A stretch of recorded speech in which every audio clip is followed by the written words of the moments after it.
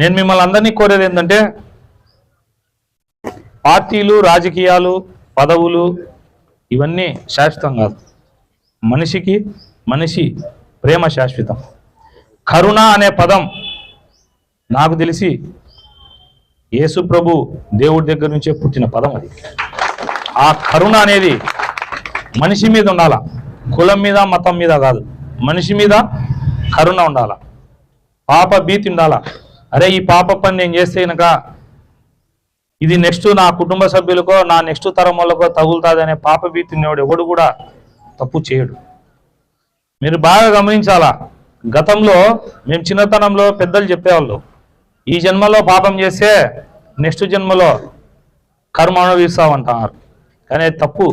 ఈ జన్మలో ఇప్పుడు పాపం చేస్తే ఈ జన్మలోనే రేపే అనుభవించే రోజులు ఇవి. అది ప్రతి ఒక్కరు గుర్తుపెట్టుకోవాలా.